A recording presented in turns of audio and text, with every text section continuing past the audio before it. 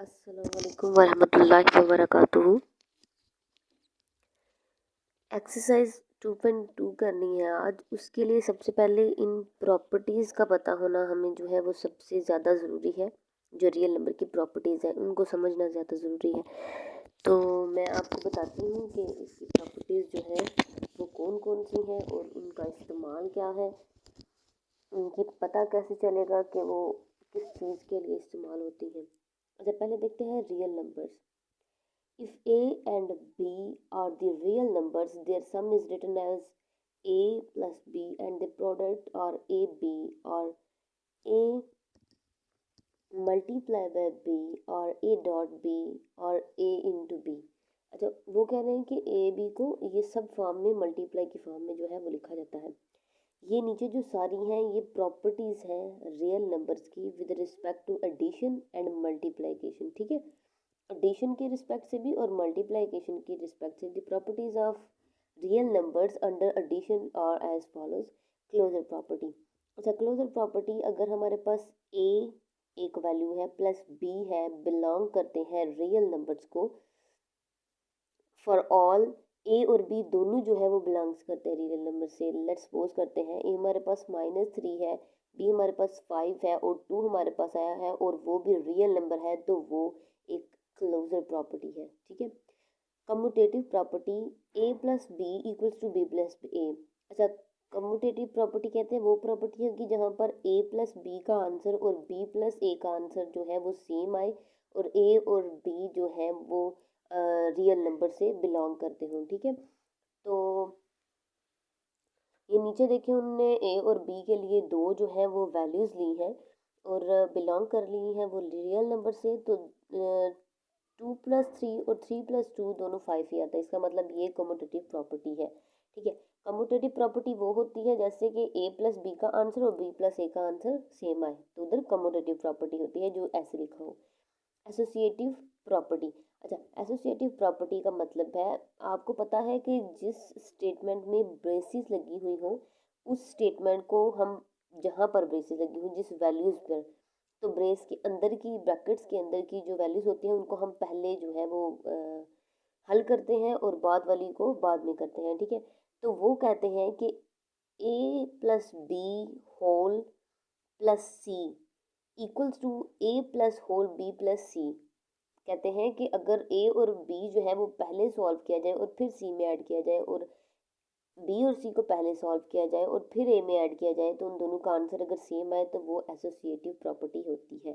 ठीक है, तब होती है जब ए बी और सी जो है वो रियल नंबर्स को बिलोंग कर रहे हों। जैसे 5 7 8 जो है उनको रखा ए बी सी की वैल्यूज़ रखी और उन दोनों को जो है ऐड किया तो उन दोनों का आंसर जो है वो सेम आया है। ठीक है, अब मैं आगे से आपको समझाती हूँ।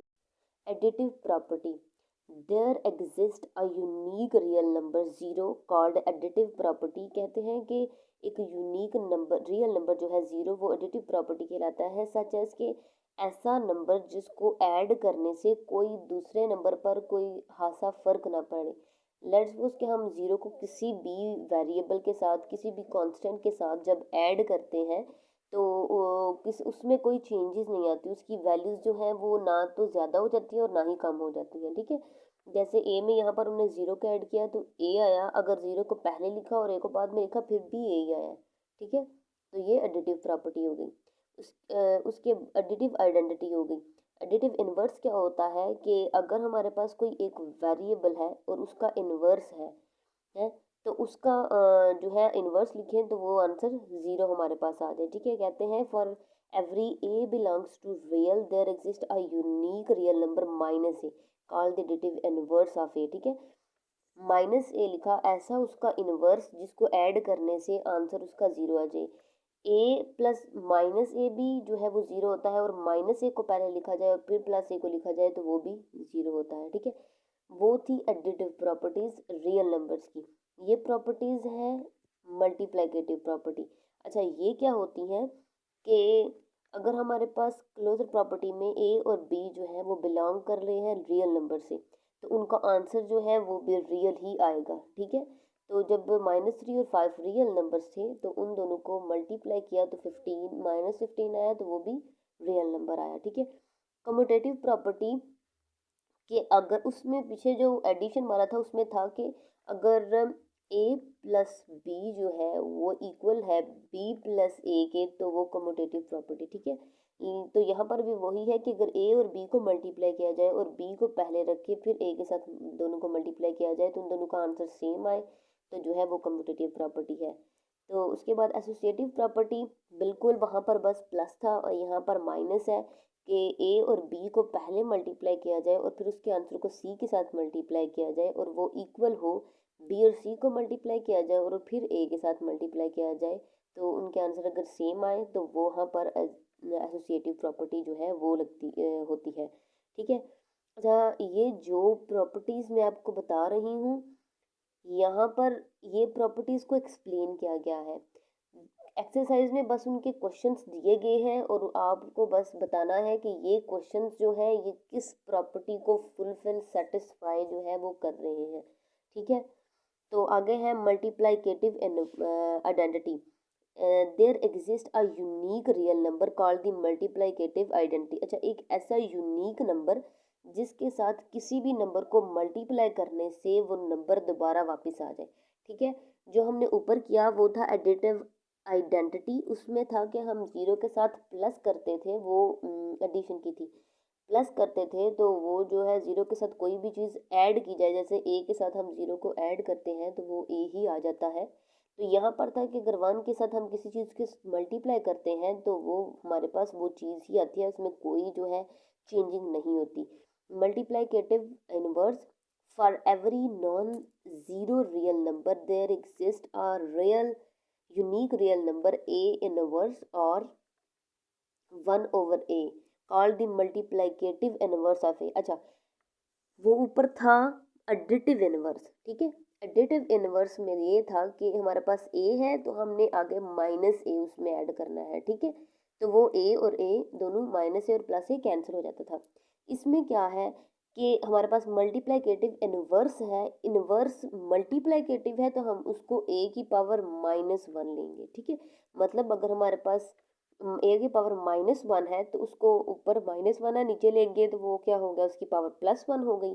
ठीक है, तो बस यही उन्होंने जो है यहाँ पर एग्जाम्पल दी है, इसकी बताया है कि अगर हमारे पास ए है और उसके इन्वर्स को उसके साथ मल्टीप्लाई किया जाए तो वो दोनों कट के 1 आ जाता है। ठीक है, वो इन्वर्स बाद में लिखो या पहले लिखो, जो हमने एडिटिव इन्वर्स किया था वो भी बिल्कुल यही था कि अगर हमारे पास ए आता है और हम उसमें जो है ऐड कर देते हैं माइनस ए को, तो या फिर माइनस ए हमारे पास होता है और ए होता है तो वो जो है वो दोनों हमारे पास आंसर 0 आते हैं। ठीक है, मतलब कि वो कट जाते हैं, मतलब पहले इन्वर्स वाले को रखो या दूसरे वाले को रखो तो वो कट के 0 ही आ जाता है। जब कि ये दोनों जो है कट जाएंगे तो 1 आ जाएगा हमारे पास आंसर। ठीक है, ये उन्होंने रियल नंबर्स में भी आगे करके बताया है। अच्छा, आगे है properties of equality of real numbers. जो है वो ये है कि रिफ्लेक्सिव प्रॉपर्टी, ए इक्वल है ए के जब वो ए जो है वो बिलोंग करता है रियल नंबर से। ठीक है, सिमेट्रिक प्रॉपर्टी वो है कि अगर ए इक्वल है बी के, अगर ए की जो वैल्यू है वो बी के इक्वल है तो इसका मतलब है कि बी की जो वैल्यू है वो भी ए के इक्वल है अगर ए और बी जो है वो दोनों रियल नंबर से बिलोंग करते हैं। ठीक है, ट्रांजिटिव प्रॉपर्टी, ट्रांजिटिव प्रॉपर्टी है कि अगर ए हमारा जो है वो इक्वल है बी के और बी जो है वो इक्वल है सी के, अगर तो ए की जो वैल्यू है वो बी के इक्वल है और बी की जो वैल्यू है वो सी के इक्वल है, तो इसका मतलब है कि ए की वैल्यू बी सी के इक्वल है क्योंकि बी की वैल्यू सी के इक्वल है। बी वही वैल्यू थी जो ए की वैल्यू थी।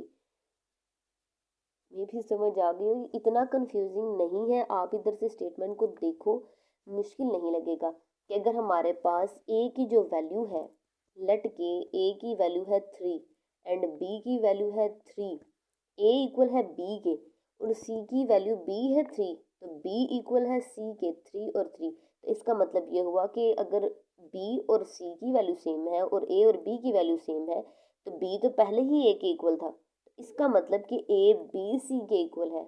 वो तब होगा जब ए बी और सी बिलोंग करेंगे रियल नंबर से। ठीक है, additive property, A if A equals to B then A plus C equals to B plus C.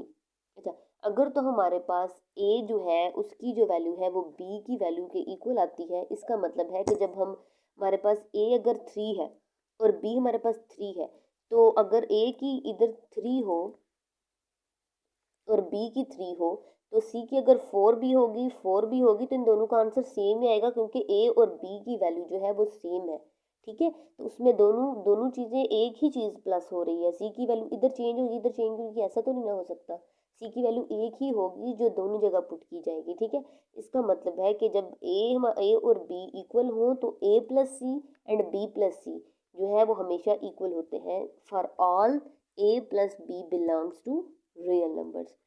Multiplicative property कहते हैं कि अगर ए और बी आपस में इक्वल हैं, देन ए को अगर सी के साथ मल्टीप्लाई किया जाए और बी को सी के साथ मल्टीप्लाई किया जाए तो उनका आंसर सेम आएगा। मीन ये कि अगर हम जैसे मैं स्टार्ट से ए इक्वल टू 3 रख रही हूँ, तो ए इक्वल अगर हमारे पास 3 होता है लेट्स सपोज, और बी इक्वल होता है 3 के, तो इधर अगर सी 2 के इक्वल होता है, 3 2 आर 6, 3 2 आर 6, तो दोनों का आंसर आया सेम। ठीक है, इसका मतलब है कि अगर ए हमारे पास ए की वैल्यू बी की वैल्यू के इक्वल होती है तो A C and A B C equal आते हैं, मल्टीप्लाई उनका जब तब आएंगे इक्वल जब ए बी और सी जो है वो रियल नंबर से बिलोंग करेंगे। Cancellation property for addition, if A plus C and B plus C equals then A equals to B. अच्छा, ये वही हो गई है, बस ये उन्होंने बोल दिया कि पहले लिख दिया है कि अगर ए को हम सी में ऐड करें और बी को हम सी में ऐड करें तो उनका आंसर इक्वल आएगा अगर हमारे पास ए और बी का जो है वो वैल्यू जो है वो सेम होगी। कैंसिलेशन प्रॉपर्टी फॉर मल्टीप्लाइकेशन के अगर हमारे पास ए और सी को मल्टीप्लाई करें और बी और सी को मल्टीप्लाई करें और वह इक्वल आए, तब जब C does not equal to zero आए और ए और बी। अच्छा, इसमें C does not equal to zero इसलिए लगाया गया है क्योंकि अगर ज़ीरो को किसी भी चीज़ के साथ मल्टीप्लाई करो ना तो वो चीज़ की वैल्यू जो है वो ख़त्म हो जाती है, वो ज़ीरो ही आ जाता है। ठीक है, इसलिए ज़ीरो लगाया है कि सी कभी ज़ीरो नहीं होगा। ठीक है, ए की वैल्यू अगर 3 होती है और बी की वैल्यू भी 3 होती है तो सी की वैल्यू मैं 2 रखती, 3 2 आर 6, 3 2 आर 6, दोनों का आंसर सेम आ गया ना। लेकिन अगर ज़ीरो होगा तो वैल्यू खत्म हो जाएंगी। ठीक है, दो ए और बी की वैल्यू भी जो है वो नहीं रहेंगी, पुट की हुई भी वो ज़ीरो में ख़त्म हो जाएंगी।